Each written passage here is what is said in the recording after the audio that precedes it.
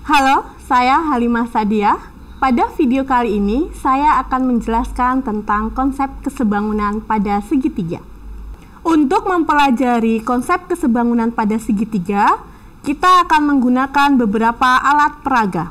Alat peraga yang pertama, kita bisa menggunakan kertas karton dilapisi dengan kertas bertekstur dengan dua buah segitiga yang berbeda ukuran dan dapat dilepas. Kemudian yang kedua, kita bisa menggunakan kertas karton yang terdapat juga dua segitiga yang berbeda, segitiga timbul, sehingga siswa tunanetra dapat meraba sisi-sisi segitiga. Kemudian yang ketiga adalah segitiga yang akan kita gunakan untuk contoh soal. Terakhir, kita akan menggunakan meteran timbul untuk mengukur sisi-sisi pada segitiga.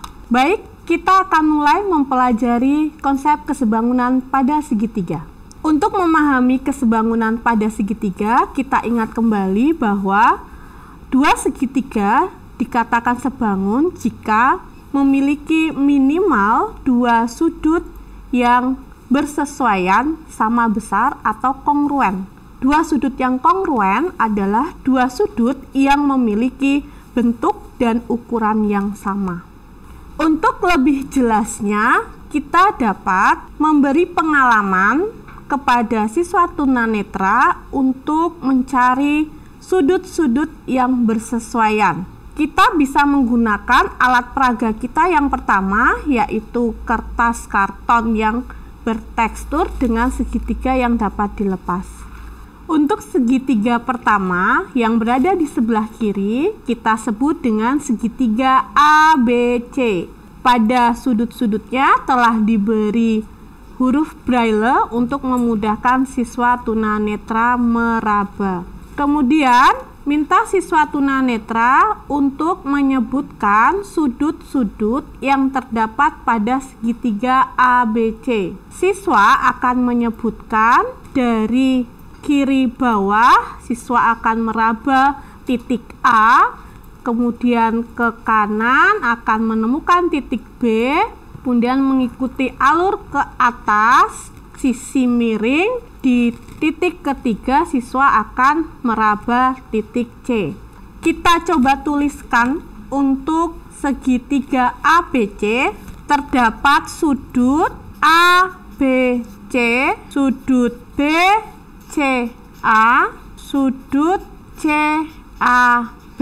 Sedangkan untuk segitiga PQR terdapat sudut PQR, sudut yang kedua sudut QRP, dan ketiga sudut RPQ. Selanjutnya kita akan meminta siswa untuk melepas segitiga paling kiri atau segitiga ABC untuk diletakkan di atas segitiga PQR. Kemudian kita minta siswa untuk meletakkan sudut-sudut ABC pada sudut-sudut segitiga PQR. Siswa akan menemukan bahwa sudut CAB akan berhimpit dengan sudut RPQ. Jelaskan pada siswa bahwa ketika sudutnya saling berhimpit, maka besar sudutnya sama dan bentuknya juga sama. Siswa akan menemukan sudut CAB kongruen dengan sudut RPQ. Dengan cara yang sama, arahkan siswa untuk meletakkan sudut yang lain ke sudut yang lain juga di segitiga PQR. Maka siswa akan menemukan sudut ABC akan kongruen dengan sudut PQR. Karena sudah ditemukan dua sudut yang kongruen, maka dapat dikatakan bahwa segitiga ABC dan PQR adalah sebangun. Karena segitiga ABC dan PQR sebangun, maka sudut ketiga yaitu QRP dan BCA dapat dipastikan juga kongruen. Kita tuliskan sudut BCA kongruen dengan sudut QRP. Untuk menjelaskan sisi-sisi yang bersesuaian, kita bisa menggunakan sudut-sudut yang kongruen. Sudut, kita ingat kembali, sudut CAB kongruen dengan sudut RPQ dan sudut ABC kongruen dengan sudut PQR. Kita akan lihat sisi yang diapit oleh sudut CAB dan sudut ABC pada segitiga ABC. Sisi yang diapit adalah sisi AB. Kita tuliskan sisi AB. Kemudian pada segitiga PQR, sisi yang diapit oleh sudut RPQ dan sudut PQR adalah sisi PQ. Kita tuliskan sisi PQ. Maka sisi AB dan PQ bersesuaian. Sisi AB bersesuaian dengan sisi PQ. Untuk sisi selanjutnya, kita bisa mengingat kembali bahwa sudut ABC kongruen dengan sudut PQR dan sudut BCA kongruen dengan sudut QRP. Sisi yang diapit oleh sudut ABC dan BCA adalah sisi BC, dan sisi yang diapit oleh sudut PQR dan sudut QRP adalah sisi QR. Maka kita tuliskan sisi BC bersesuaian dengan sisi QR. Maka dapat dipastikan sisi ketiga juga bersesuaian. Sisi ketiga yaitu sisi AC dan sisi PR. Maka kita tuliskan sisi AC bersesuaian dengan sisi PR. Kita ingat kembali bahwa dua segitiga yang sebangun akan memiliki perbandingan yang sama untuk sisi-sisi yang bersesuaian. Maka dapat dituliskan AB banding PQ sama dengan BC per QR. Kemudian untuk perbandingan yang sama lainnya, kita punya BC per QR sama dengan AC per PR.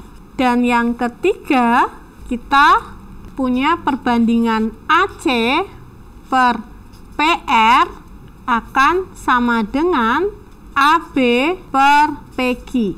Dari ketiga persamaan, kita dapat simpulkan bahwa AB per PQ sama dengan BC per QR sama dengan AC per PR. Untuk contoh soal, kita dapat menggunakan segitiga PQR di mana terdapat garis ST yang kemudian membentuk segitiga STR. Untuk segitiga PQR, titik P terdapat pada kiri bawah dan titik Q terdapat pada kanan bawah dengan sudut siku-siku, dan titik R terdapat pada kanan atas. Dan untuk segitiga STR, titik S terdapat di antara titik P dan R, dan titik T terdapat di antara titik Q dan R. Untuk ukuran segitiga, panjang sisi PQ 10 cm.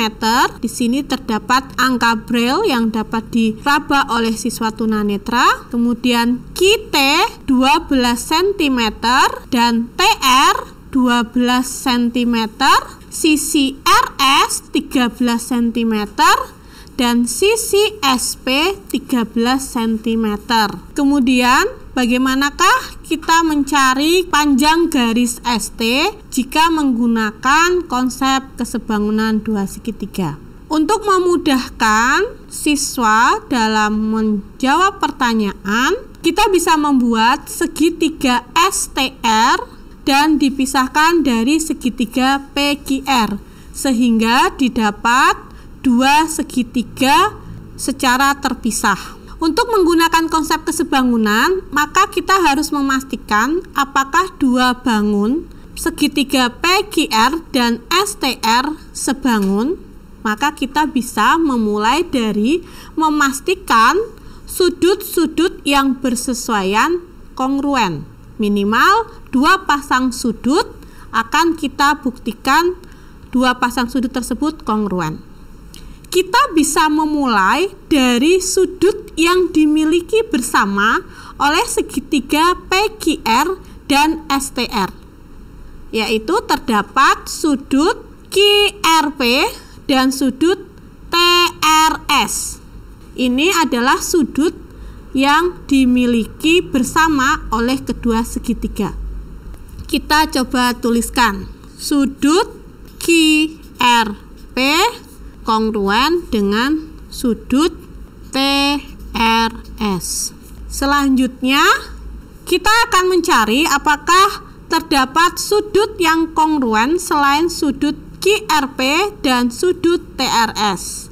Kita bisa meminta siswa untuk meletakkan segitiga STR pada segitiga PQR untuk mencari sudut kongruen lainnya. Siswa akan menemukan sudut STR berhimpit dengan sudut PQR, maka dapat dikatakan sudut PQR kongruen dengan sudut STR.